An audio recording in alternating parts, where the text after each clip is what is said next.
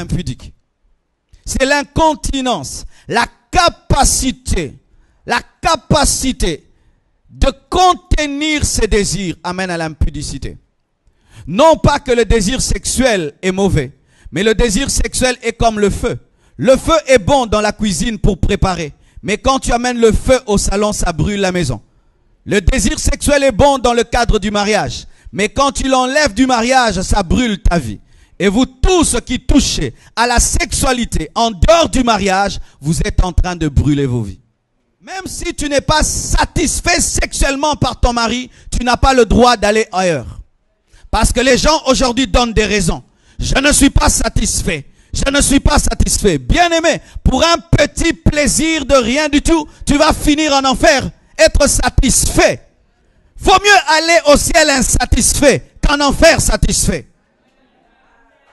Ma femme ne me satisfait pas. Je ne ressens rien avec elle. Quand je suis avec elle, je ne ressens rien. Et le diable te donne une raison pour que tu pêches. Mais avoir raison ne veut pas dire avoir raison. Parce que des fois, tu peux avoir raison, mais tu es en déviation. L'église. Quelle abomination. Quelle abomination. C'est pourquoi j'aimerais parler aux célibataires.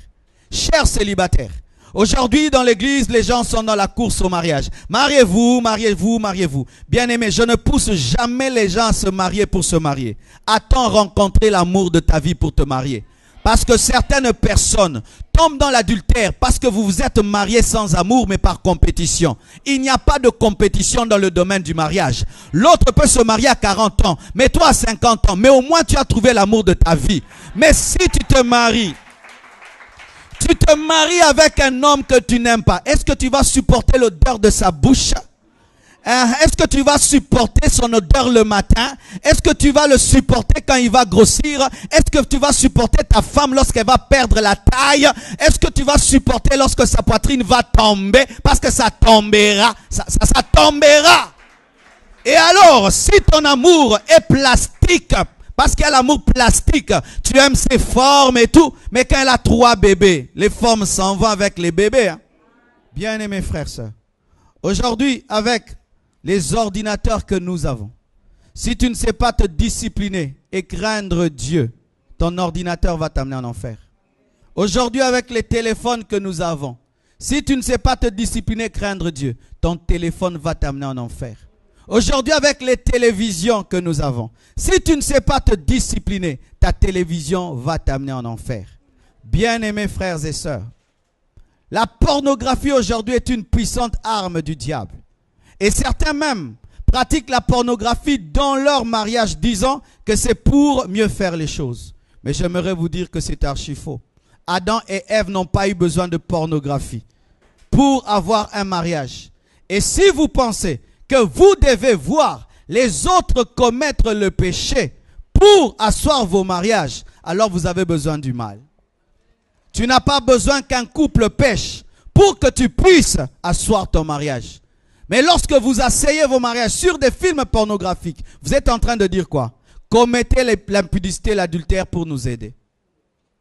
Parce que les acteurs des films ne sont pas mariés. Alors vous avez besoin de leur impudicité pour aider vos mariages. Et beaucoup de couples sont détruits à cause de la pornographie.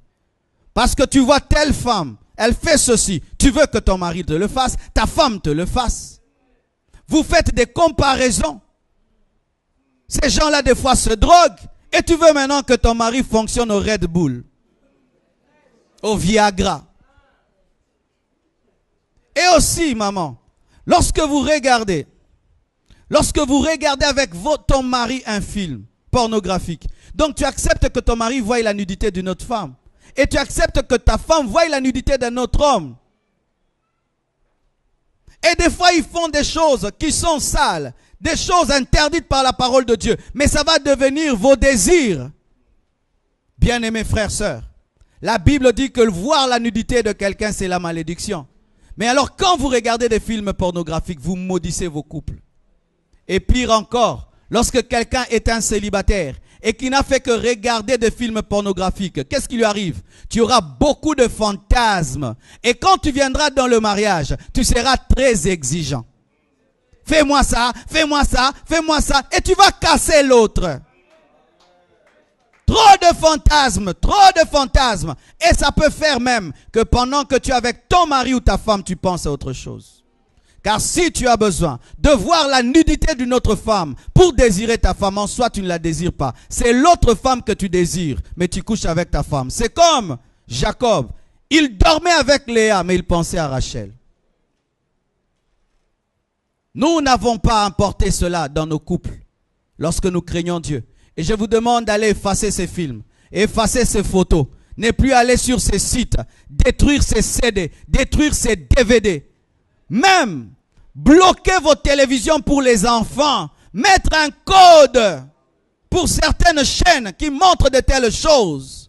Mais quand vous laissez les enfants regarder ce qu'ils veulent, vous ne savez pas ce que vous êtes en train de créer. Aujourd'hui même, les enfants disent aux parents, vous n'allez pas dormir. Papa, tu dors pas? Pourquoi il a un film à regarder? Le maître du salon, c'est l'enfant. Et ceux qui sont très riches commettent l'erreur. Ils disent, dans notre maison, tout le monde a sa télé dans la chambre. Tu ne contrôles rien. Tout le monde a sa télé dans la chambre. Oui, lui, il a une télé. Dieu a béni, Dieu a béni. Non, tu es distrait.